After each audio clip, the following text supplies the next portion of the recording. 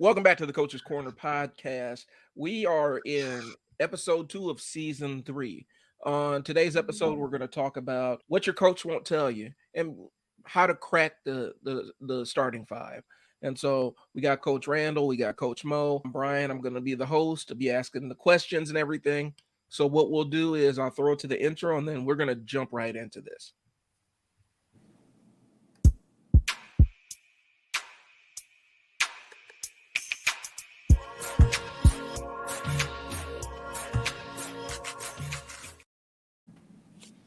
All right. We got some high production value. You see that little intro there? We have internet issues occasionally, so there's that. But this show is going to be an opportunity for parents and players to get some insight from coaches so they can actually hear the things that their coach maybe not be able to tell them about why they're not in that starting five or why they can't crack the rotation. So really the thing that we've been talking about behind the scenes is this is to try to get you to be the player that you think you are. I'll let the audience kind of decode that one a little bit.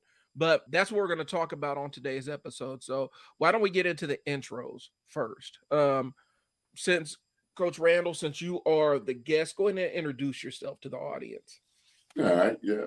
No problem. My name is Randall Crutcher. I've been helping Moe out now for about 4 months. Used to play basketball for Creighton, originally from the Illinois area. After I finished playing college ball at Creighton, I played some pro ball in Europe for Germany, played some pro ball in Doha, Qatar, won a championship in Germany, was runner-up in Doha, played a little bit in Bogota, Colombia, and Poland. And then when I finished, I helped Todd Eisner coach at Bellevue University for about 2 years, and then I coached a year at Lemoyne-Ownes College at a small black college out there in Memphis.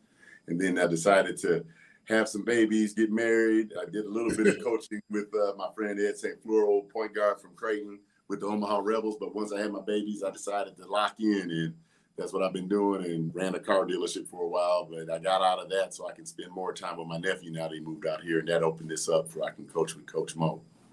All right. Mm-hmm. Thank you.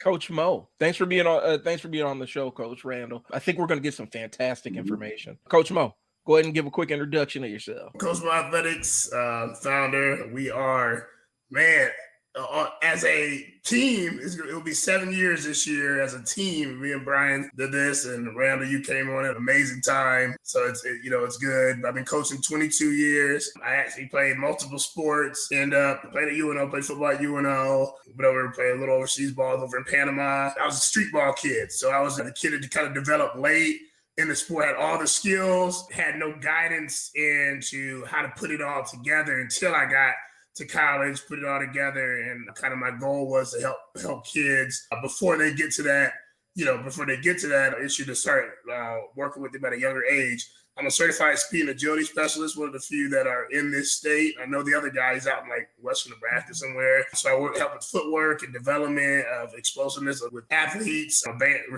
resistance band instructor. So you'll hear my hashtag Bouncy, playing college ball or playing JV varsity here in the Omaha, Bellevue, Millard area. I work with those. Started coaching by accident because my brother needed to coach at the Y. And then, so I kind of got stuck into it, and then I didn't want to do it anymore. And then I started camps, and people just really kind of connected to it, and started helping CW Boxing Club with their basketball team. Went from there to having my own, and just kind of went on from there. Along the way, I've met lots of kids, a lot of good coaches. I'm just excited about what we got going on, and to be sitting here with two legends in their field. Coach Randall, I think we've just kind of known each other just through the basketball community, just through coaching for years, but he's brought a lot to what we've done this year and so much success. And I know he'll give a shout out to his teams, because if you see you'll see a 7th grade team, we're usually holding the medals every weekend. So, I mean, it kind of is what it is. I mean, like, it's kind of light work. I mean, you're going to see that. And me and Brian have been college buddies, started off on the radio station for a while, and just a legend in the marketing business. And just, and I always say it, he always gets embarrassed by it, the smartest guy I know. So he makes me look good because all I am is just a face. So I appreciate it, man. I do appreciate that, bro. So What we're going to dive into is, I think, let's just start it out. Let's get right into the conversation. We're going to save everybody's time. Coach Randall, what are some things that, let's start it off. Give me the number one thing that you need, that you think that coaches aren't telling these parents and these players. Give me just the number one thing, the most urgent thing. The most urgent thing is my big thing is about them being in shape and able to keep out there competing. I have a big thing about people making mistakes on full speed, and that's one of my main things. If I don't have effort out there, most coaches, we want to coach. If I have to coach effort, then I don't want you on my squad. Like I said, if you are going to play hard, and then it's just a matter of guidance, and I just got to put you in the right positions and make sure that you're doing the right things and have the right ideas of what you're supposed to do, then I'm gonna love doing what I'm doing. But when I can't coach effort, kids go out there and they miss a shot, then they want to hang their head down and just mope, or they won't get in enough shape where they can get up and down the court. Those are my pet peeves on it, because I'm just like, if you want to compete and you want to help out the team, you cannot be standing out and be a hindrance on the squad. And that's something that I love to tell parents when they sit there and try to argue with me about why people aren't playing. But yeah, that's my main thing first. All right. Coach Moe, that sounds like the conversation that we used to have with the kids about the boo-boo face. Making the boo-boo face when they make a mistake, pouting, yelling at somebody instead of getting back on defense or getting themselves back in a position to actually contribute on the court. Coach Moe, same question. One thing. All right, I hit me with the question one more time. Make sure I answer it right. So we're talking about one thing, the number one thing that a coach isn't telling a kid or a player or a parent that could help them out. Like, what's that one thing that's keeping them out of the starting lineup? The number one. Yeah, but I agree a lot with Randall on that one, so I always agree with that. But I guess I'll throw another one out is, what are you doing outside of practice? What are you doing outside of practice? So my thing is, if you think that you're only going to get better by coming to, practice once or twice a week, and then that's all you do, you don't study, research the game, you don't watch basketball, you don't go outside and dribble, you don't work on passing drills, you don't do that stuff there. How do you expect to get better, and how do you expect to get into a lineup? How are you supposed to beat the person out that's in front of you? If all you do is just show up to practice and think that's where you're going to get better. Okay. So a lot of this, and I think the thing it sounds like the thing that the common thread is, a lot of this has to do with not external factors. It's the player having to kind of take stock of their behaviors and take stock of what they're doing in terms of not, working on those mistakes and things like that, and off the court of preparing themselves. Do you guys see a major preparation issue with the current crop of players that you've covered? Yeah, I can say that. I don't see a preparation issue. What these at this age group, 7th grade, they don't understand exactly the kind of work that you need to put in if you're trying to get better. And the parents sometimes I don't think understand it either. They think that just bringing the kid to the practice, and we do 2 hours or an hour and a half of practice each day, that's what's going to take it. But they don't understand that as a coach, I'm coaching a team, and I'm putting team concepts in here, and I'm taking the available skills that you have right now and putting you in the right position so you can help out the team. So if you want to do more, you have to do more on the side. Even when Moe does a great job with the skill development, even when we're doing the skill development, you still have to understand I'm dealing with about 12 to 20 kids. So we're going through drills, you get maybe 2 or 3 reps. It's not like you're in the gym by yourself, pushing yourself and getting as many reps as you need. So those are the things that they have to understand when they come into practice. And parents need to understand that, you come to a skills camp and we give you some ideas. Those are ideas that we're teaching you to go implement on your own. Those aren't ideas that every time you show up and we do, that's just going to make you be better. And then I'm put you on my floor. That's where I think that they have a little bit of a misguided idea of what we are really doing at practice. Okay. All right. So would you say, Coach Randall, I do want to follow up on this. Would you say that the consistency is an important part, because I do want to talk about around this time of year we see a lot of team hopping and kind of stuff. Do you think that team hopping a player, It depends on, it really depends on what you're team hopping for. One thing I do not mind is I don't mind a lot of basketball, but I need right basketball. So, if you're hopping because you just want to get more basketball in, like, okay, hey, we got tournaments and we're doing tournaments on Friday and Sunday. And then, oh, hey, there's the one that's open on Saturday and I can go in here and compete just so I can get more basketball in, then I'm all for it. But if you're hopping because, one, you don't think you get enough playing time, or, the coach doesn't see your talent here, so you want to go take your same baggage to another team and get told the same thing. And what you do is you're just running around until you hear what you want to hear instead of working through and getting better and listening to what coaches are telling you, then that's when I have an issue on there. It's when you're playing in tournaments and you're playing game, the team concept comes into play. You have to learn how to play with your team.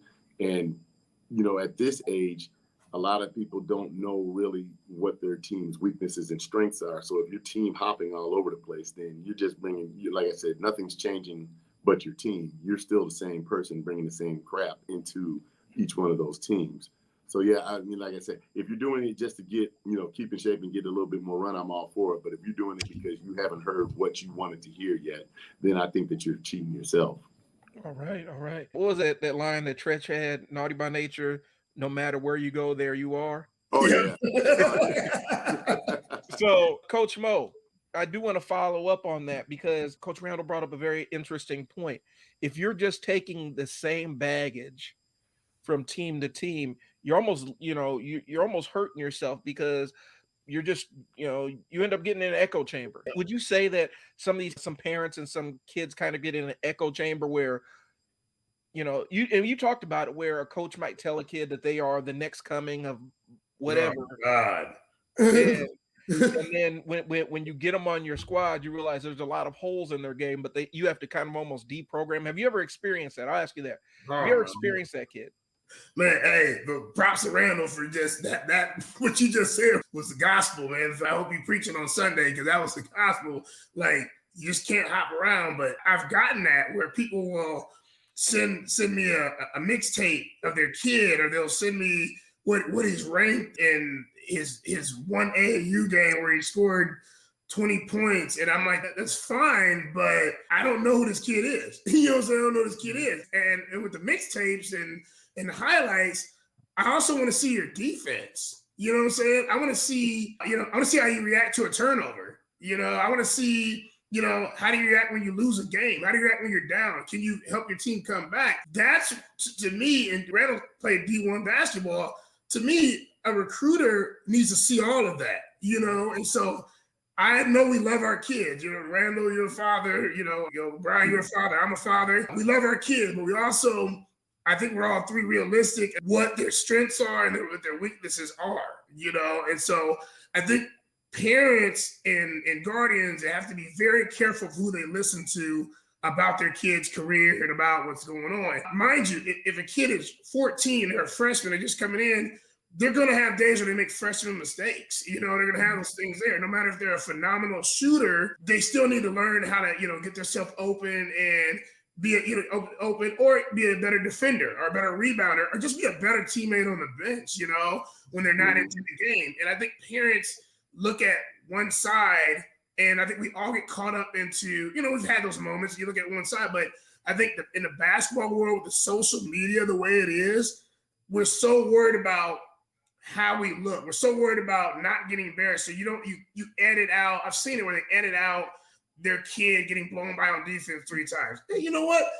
Why don't you keep that in there and then show how they fix it in the second half and was a better defender because they were able to listen to coaching and adjust to what happened instead of taking that out.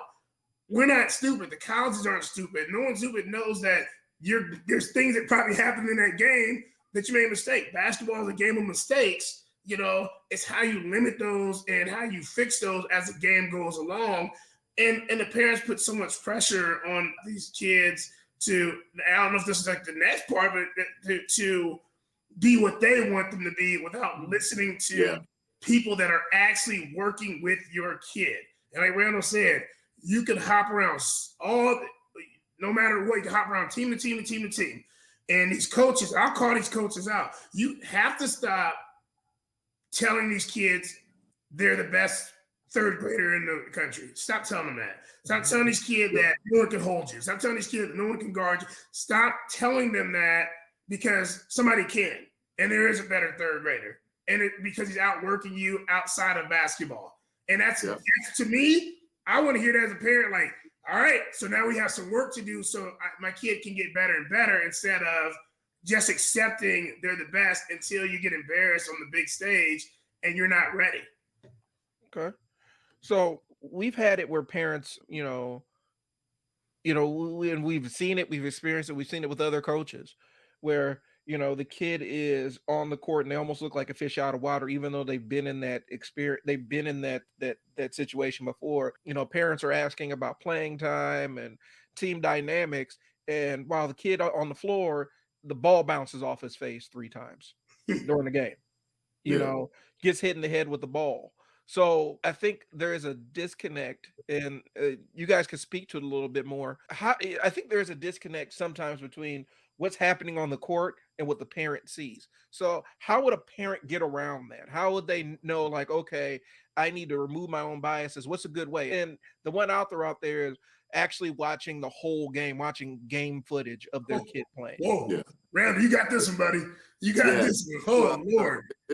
Right up my alley, because what I do is first, when I look at it, when I watch teams and I see a kid that is like standing out bad, not doing anything right, there's 2 things. There's one is that he might not know what he's supposed to be doing. So I look a little bit at that as coaching. You have to tell them exactly how they're going to help the team and what they need to do. So they have to be assigned to do something out there. And then 2 is one of those things where I can't sit there and tell the kid one thing and then his parent is in his ear completely, no, that's not what you are. That's not what you are. So I try to keep communications open with the parent. So, everybody right now wants to be Steph Curry. Everyone wants to shoot threes and all that stuff. Yet I don't see them in the gym working on their game, shooting those things. Me as a coach, I'm not going to let players try things that they aren't good at to hurt the team. I'm never going to sacrifice what we're trying to do for the team.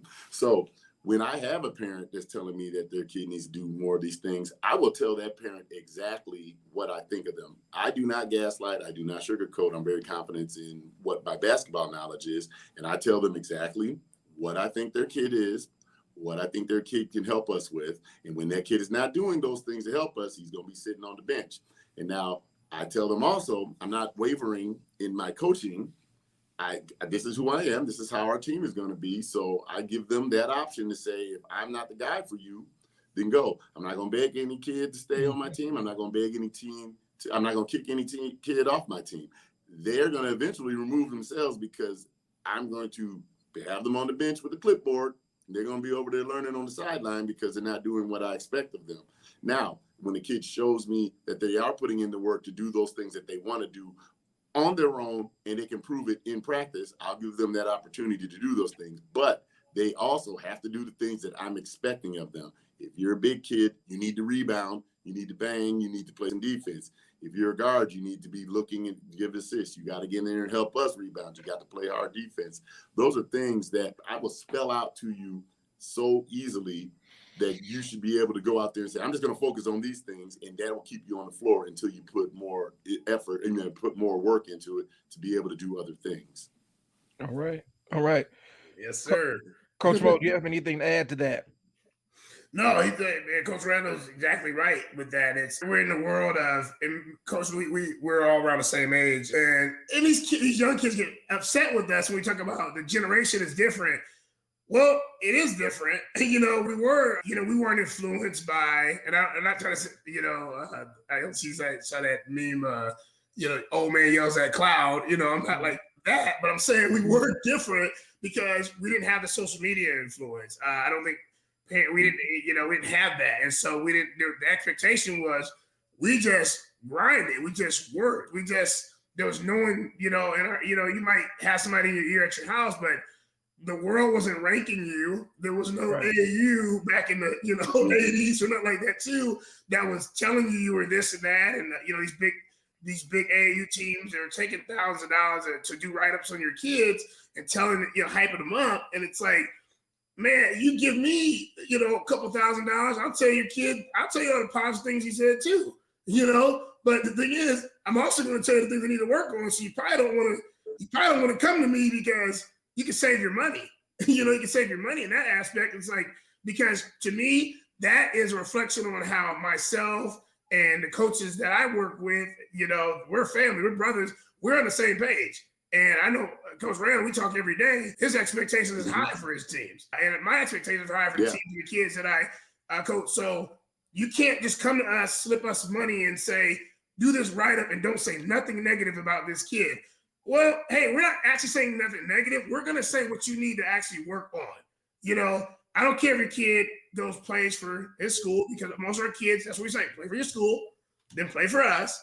Mm-hmm. But if your school coach allows you to pout, allows you to walk up in the court, and allows you to do that, that's him. That's her. That's not us. If you play for us, we're going to keep it real. Because Randall, you got recruited, and no recruiter was coming to you and telling you the first 5 things you did was negative. They're like, hey, man, I really want you on the team. I don't care if you walk up the court. I don't care if you kick a chair. I don't care. We still want you. No recruiter in the world is saying that. They're looking at, here are the 5 things that stood out. You're scoring, you're rebounding, you're getting as high as you can on the floor, you're a good teammate, you're boxing out, you're strong, holding the basketball. And that's what we're trying to help these kids understand. It's like, there may be a reason your kid didn't make the team. There may be a reason. And it usually just stands. It's usually glaring. But then we get the parents that come and they're like, Coach didn't like him. Coach hated him. I'm going to tell you one thing. I know some really good coaches, more good than bad. But even the bad coaches, we can consider bad, I don't think they particularly hate a kid. I think they may not know what they're doing. They know what they're doing. They might have like a couple, like 3% of probably hate the kid and they're weird and they'll wean themselves out. I think parents don't want to hear the truth. Parents want the truth. It's their baby, and it's that, Brian, we talk about the mama bear, the dad, the papa bear, where we just want to protect our kids. And man, do we love our kids. I love all my kids, but I know the strength of all 3 of my kids. I know all their weaknesses, just in general as being a parent. And I think parents have to just let go. If you want your kid to get better and develop, let go and just listen. Man, me and Coach Randall and the Coach Joel, Brian, we've had disagreements. We had disagreement. Or like, hey, you should do this. And like, nah, Coach, I do it because of this, do it because of this. And then when we're done, I'm like, you know what? I see what Randall's talking about. For that 3 particular players, that does work. That does work. And that's just me being open to, open what he has to say. Being coachable, right? Coaches can be coachable too. Right. Players need to be coachable. As adults, we have to be coachable and be able to adjust. But parents, you can't take this stance that everyone's out to get your kid. If they didn't make their team, there may be a reason. If it wasn't grades, or if it wasn't attitude, it probably is a skill level and things that need to catch up on. And don't come to us, with a sad story if you're not going to be willing to listen and get better. Right. Now, I like to add something. What the parents and the kids don't do now is we're in a different age right now. We have access to everything. Mm-hmm. But what happens is with us having access to everything, all we do now, look how the kids watch basketball now. They don't sit and watch a whole game. Oh. They go to ESPN and see highlights. They go to YouTube and see highlights. So everything that these kids see that is getting all the highlights and is what they're working on. But what we do, and this is something that we implemented this year, is we're taping every game. And then I make sure that I put the whole game on. Me and Mo talk about what they did good, what they did bad. And then I'm teaching the kids how to watch a whole game and see the things that they've also did bad. See when you didn't run back on the floor. See when you didn't cover on this help side. See when you didn't box out. Those are the things that teach you the game. So we're teaching those kids, and we're also teaching those parents to be able to watch a game and see the things that they need to work on throughout the game, instead of zooming through the game and only finding the good things your kid did and then putting them up and then trying to sell that. sell that to the people. And I'm like, well, yeah, they did these, but now what did they do over here when they didn't have the ball? If they don't have the ball in their hand, are they standing there mad because they don't have the ball in their hand and they're not doing anything? They're not setting picks? Are they not covering on the help side because all they want to do is guard their man instead of be a team player and guard their man and help and recover and stuff? These are the things that, since now we have access to everything, we're losing that insight on it. And like I said, I can't believe how little kids know when they first come in there. And like I said, it seems to me like it's the easy thing because I've been doing it forever, but it's just mind-boggling. That's all they know. 3, 3, 3, 3, 3, not help side, slide, set a pick, take a charge, those things. Yep. All right. So I wanted to talk about that a little bit. I wanted to kind of expand on, because I have a little bit of a soapbox here regarding the social media thing. And I see it facilitate a diversion class. Like, today's my day to go facilitate my class for young men that have gotten in trouble and stuff like that. And one of the things that I keep hearing is how social media has really had a negative impact on their school experience, where they feel like it's facilitating fights and things along those lines. But also, you touched on the fact that the kids are only watching highlights. They're not watching the whole game. They're not getting the whole context of the game. And I want to ask this question, and then we can answer it, and then I can go to a quick break, and then we can come back. Do you think that social media is having kids compete against strangers when they can't even beat the person that's in front of them in the court? Oh, shoot. Man, dang, Randall, you got that one. Oh my God, that was a Mike Tyson vintage '80s blow there. Damn, go ahead, Randall, you got that one. Yeah, see that. Yeah, to me, that social media stuff drives me up the wall. It's so ingrained in all these kids' lives right now. And like I said, I might sound like an old man, sitting there screaming at everyone because I can't stand it. But my social media when I was younger was, I roll, we go to Franklin Park and we know who the best ballers are over in this set. And then we go over here, we know the best ballers. And you know why? It's not because they're telling us, it's because other people are telling us. Now, you have to understand, in this social media climate, you're directing your own movie. So I can sit here and make myself look like the best thing in the world. I can be the most suave dude. I can, because I'm only going to highlight my highlights. Nobody's showing any of that stuff. And then what's so funny is, like, I'll see, and Moe has seen it too. We'll see a person who's got a whole bunch of likes and a person who looks like he's amazing on the basketball court. And the people talking about him are a bunch of idiots that don't play the game. But then when you get around people that know the game, when you get around coaches, you get around true ballers, true basketball people, and then they will tell you exactly what it is. Like, yeah, he's not as good as you think he is, or he's all about the show and no go. If those are the people that are talking about you, when I hear real ballers, real basketball people talking about, hey, this kid can flat out play, so many times I've rolled up and I've seen the star that everyone's talking about because of social media. And then I'm sitting there watching another person on the team. And I'm like, that kid can flat out play. We'll use the example. My point guard, Sean, I love him. He does not score a lot. He maybe gets about 5 or 6 points a game, but he gets me about 4 or 5 steals. He gets me about 5 or 6 rebounds. He's always setting assists and setting up people. He gets a hockey assist all the time because he gives the ball up and then the next person gets the assist. But he gets the most playing time on my team because as a coach, I can rely on him to do what needs to be done. Now, is he going to fill up a highlight reel? No, he's not going to fill up a highlight reel. But any baller, any recruiter, any basketball person who loves the game and knows the game will sit there and they'll say, that guy makes your team tick. That's the kind of guy that I need on my team, 100%. And that's what you're looking for. But that's where the social media aspect kills it, because it's the show. Like I said, we'll see a guy that can get up and dunk and just the nastiest dunk. And everyone's talking about that dunk. How many points he had? He had that dunk.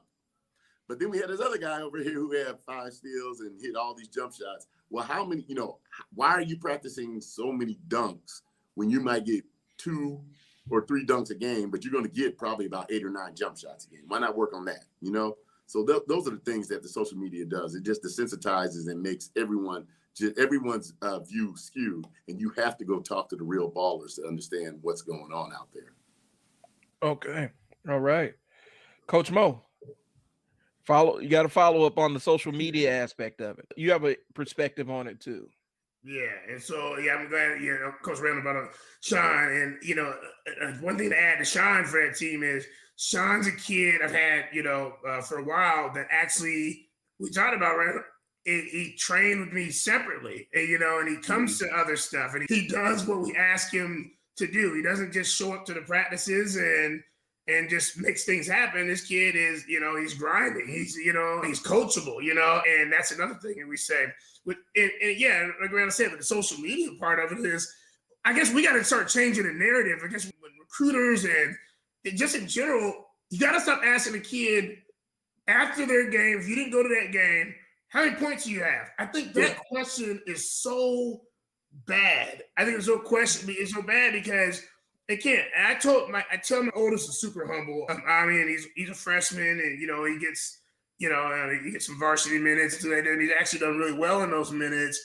And of course, at the freshman level, he does different things. He scores and those kind of things there. But my understanding, I had to make him understand, is every level you might have a different role on every team. Every game might be a different role. And I guess I was really proud of him in an aspect because he's always been a really good defender, but he's owned that. And he wants to cover the best person. He wants to show people what he's been doing in his speed and agility. He wants that. And I told him, I said, maybe right now at 14, you're not going to light up the game score every time at the varsity level. At 14, you're going to have your chance. But, man, knocking the ball away, getting a rebound, boxing out, hustling back, making the right play, being a good teammate. When you get a chance to hit the threes, your open threes, hit them. You get a chance to hit a floater, hit them.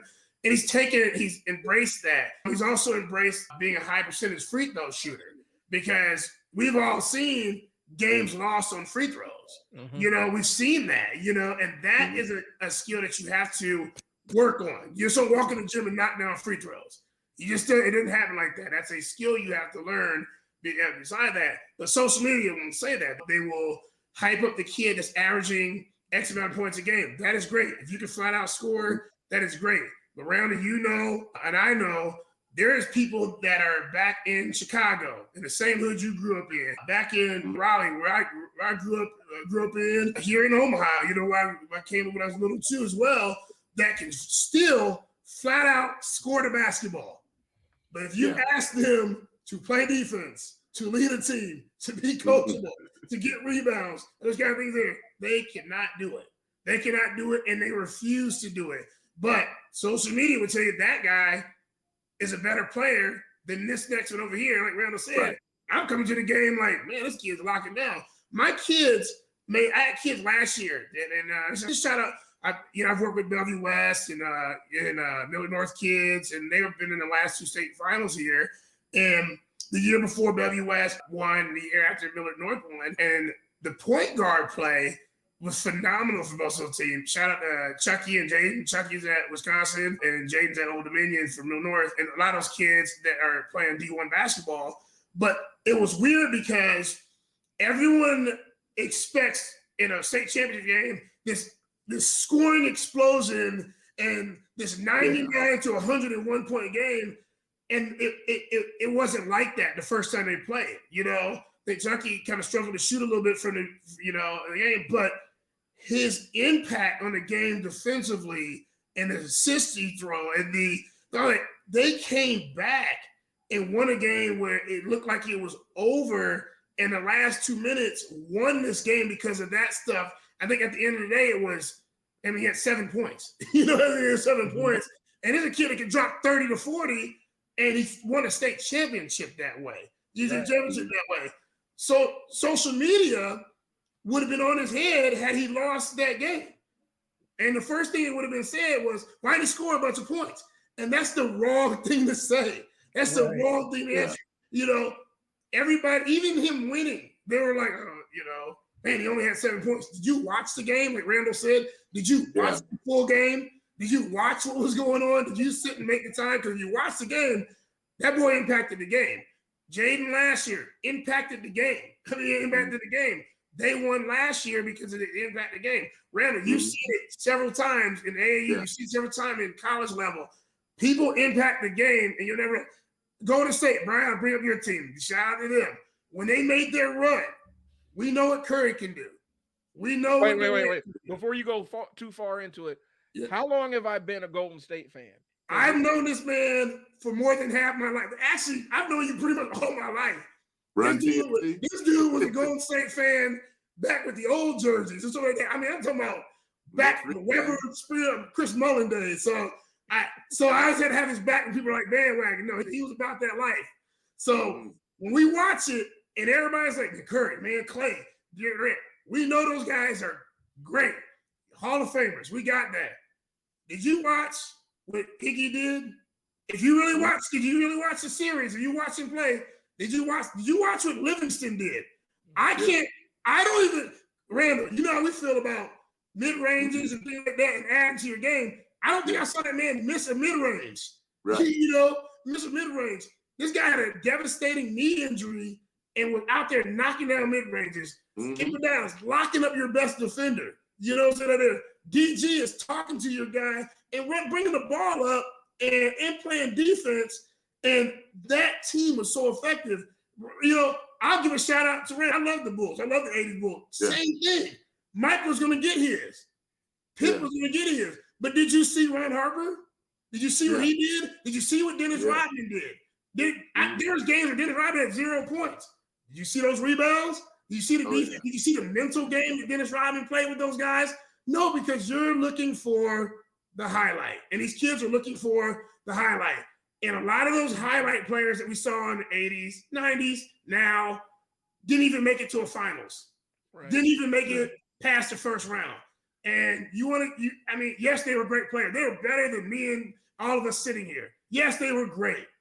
Yeah. But man, you can't tell me you top anything if you couldn't get the first round. First round. You can't tell me anything if all you were worried about is points. I love some of those guys. Right. I love some guys, but they did not lead their team. Right. And what you say, Mo? What we've been doing this year is we've been teaching those guys not to just look for that. Yep. Because I try to keep Brian. I try to keep all the stats of the games, and so we won a game by 2. We won a game by 2, and I called out our guards because I had 2 guards on our team. One was 1 for 13. All he was doing is shooting, no assist, and 3 turnovers, and then the other one shot 2. He was 2 for 9, and I said, "You guys are being selfish." And they couldn't understand why. I said, because you're only doing the things that are going to bring you shine. You're not giving me anything else. Everybody else is covering for your mistakes. You're shooting these bad shots, and we got to play off of that. So I said, until you guys have to step up and give us more things. And then I've been shining it on it. So both my guards, Tristan and JC, then the last 2 games, Tristan, he'll get 7 points, but then he has 4 rebounds, 3 steals, 2 assists. JC had a monster game. He had 7 points. 8 assists, 4 steals, 5 rebounds. These are my guards. And I'm sitting there pointing out that they did more there than they ever did when they scored double figures. My nephew, Taylor, he's one of our guys to score. He had a tough game last game. He only scored 6 points, but he grabbed 14 rebounds and got 2 steals. And I'm sitting there, and he's coming off the floor a little down, like, man, I just can't get a shot in. And then I'm hyping him up. Dude, you are D'ing up and rebounding for us. You don't understand. So then he didn't understand until I posted the stats. And then everyone's like, man, Taylor, you had this. A tear comes off the bench, 6 points, 10 rebounds. And I'm like, when you're not keeping those, they don't know it. All they know is I look over at the stat sheet and I had 6 points. I missed a bunch of shots. I'm off. But I'm sitting there like, do you understand how much you impacted the game? JC, you had 7 points, 8 assists. Do you understand how much that affects the game? And even though we had a guy score 19, you did all this. Your contributions are great, and people that know basketball see that. Don't just get hung up on the points. Points are like baseball, like when you hit. When you're hitting, that's your glory. Your glory. You shoot. Hey, it's fun to get up there and shoot. I'm open. It's fun to do that. It's hard to rebound, play defense, keep your guys involved, lead your team. And those are the things that if you do those, you will always stay on my floor because I will never be in abundance to not find somebody who wants to shoot, Yep. Right. So, and here's one that kind of popped in my head, an analogy that just popped in my head. So you have this car that's beautiful, right? Beautiful machine, looks great on the outside. You get in, it handles great, has that good acceleration, smooth ride. but it has no brakes. Woo, I'm gonna look good going to bed. Right. So, you know, and I think a lot of times, because we've talked to it with brothers that we know that are in those NBA circles and things like that, where a lot of these college coaches ain't fooled by these mixtapes anymore because they got burned really bad because they saw all the highlights. They saw how fantastic this kid looks in a highlight reel, but then you get them out on the floor and they can't dribble with one hand, or they don't know how to pass the ball, or, you know. So I think one of the things that, you know, it does all go back to the deeper levels of the game and other parts of it, and tracking those stats outside of the stuff that you just see on the billboards is huge. You know, I can talk about one of Moe's former players, Chucky. The thing that they say about him on Twitter is he's a defensive, you know, masterful playing defense. He's got people talking about things that they normally don't talk about when it comes to talking about players. And so I think the thing is, parents need to kind of, I don't want to say get a grip, but have an understanding that there are more things than points on the stat sheet. And I think you've said it beautifully, Coach Randall. So we'll take a quick pause for the cause. We're not going to have a ton after this, but just to give ourselves a quick break, and we'll come right back. All right.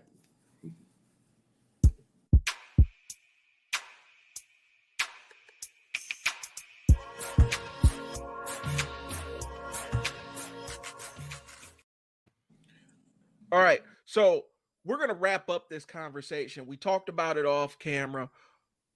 Coach Randall, give me one thing that you want parents and kids to leave with if they watch this podcast. What's the one thing you want them to? We say, be coachable. Put your pride at the door. If you're in there and the coach is coaching you, it's my job to coach you hard. If I'm not coaching you hard, then I am cheating you. So we had this conversation. I said, I don't yell a lot, but I will yell to get my point across if need be. So I will tell all the students of the game and all the parents, do not listen to how a message is being delivered. Just listen to what the message is that's being delivered.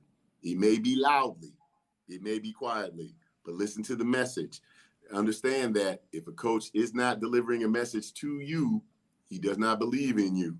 And we use the example, and we got little chuckles about this, but if I'm Phil Jackson and I'm coaching Michael Jordan, I'm going to scream at Michael Jordan and Pippen the whole game because I need to get the best out of them. I'm not going to waste my voice screaming at Judge Butchler because I said, Judge going to give me maybe an extra bucket. So that'll be 4 points. 4 points compared to if Jordan is not focused, he gives me 23, but if he's focused, he gives me 63. Let me get on him and make sure that he gets us over the hump. So once a coach stops yelling at you, once a coach stops trying to coach you, then you understand that he has given up on you. So take that, take coaching as a mature young man or young female. All right. Coach Moe, what do you have for us?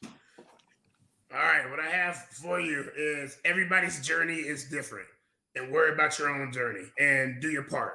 So it all kind of ties together. So, if your dad was, an NBA player or, whatever, that's fine, but your journey might be different. Might be, you might not have the shot that he had. You might not got the height that he had. You might not have the same circumstances that your dad had or your cousin or your neighbor had. So you have to worry about your own circumstances, your own journey.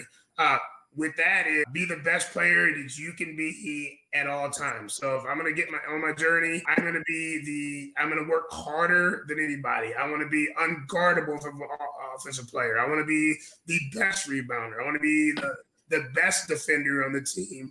And that will make my journey a little bit easier if I know that I put in 100% effort every time I'm there. How am I wasting how am I doing my time at the gym? Am I going to the gym to shoot half-court shots, like Randall said, that you think you're never going to shoot in a game?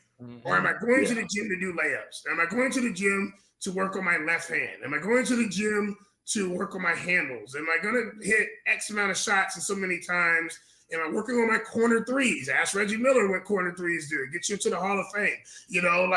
Am I doing the stuff that I know I'm very strong at? And am I doing the stuff that I need to work on and realize that my journey's not like my neighbors. My journey's not there. Randall's a different player. I'm a different player. Anybody that comes on this podcast, anybody that we know in the city are all different. You're not trash, kids, if you didn't score a lot of points this game, if you're not a scorer. You're not trash. Stop listening to that. You're not a bad player. If you have an off game, you're not bad. People know you can have an off game. It's okay. It is your journey, not anybody else's.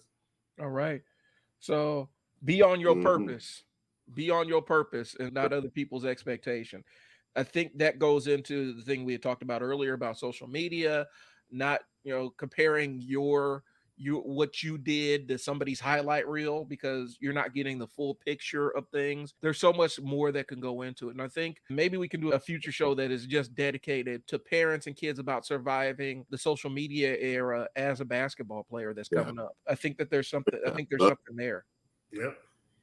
All right. So I appreciate everybody's time. Great show, y'all. Sign up for the camp. The link is in the show notes. President's Day, February 21st, Bellevue East High School. We're going to add, there's going to be so much there. We're going to have Coach Moe, Coach John, Coach Randall, Coach Joel. Everybody's coming out to this, and they're going to be delivering the things that they think that your kid needs to take and work on. You're going, it's a starting spot.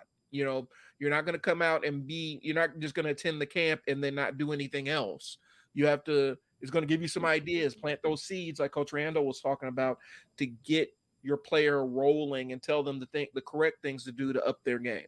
But you got to sign up. We can't take, oh man, yeah, we coming out. We get this a lot. Oh man, yeah, we coming out. We'll see you there. And then no sign up or anything. And then you just show up with a basketball and a kid. Mm-hmm. We also aren't going to take the kid that's obviously disinterested and parents are just looking for a place to dump their kid for a couple of hours. Please don't do that to us. This ain't the camp for that. Stay home.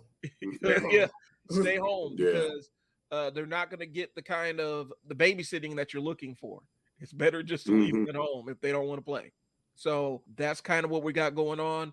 Thanks everybody for tuning in. Thank you for your time. Like I said, links in the show notes. I'll be including anybody contact information, social media links and stuff that they want to provide. We'll put that in the show notes. Stay tuned. I think Coach Moe said next week we're gonna have Coach Joel on. Talk about some more aspects of the game. So that's what we got coming up. Appreciate y'all time. This has been the Coach's Corner podcast. Thank y'all for your attention. Talk to y'all later. Peace. All right.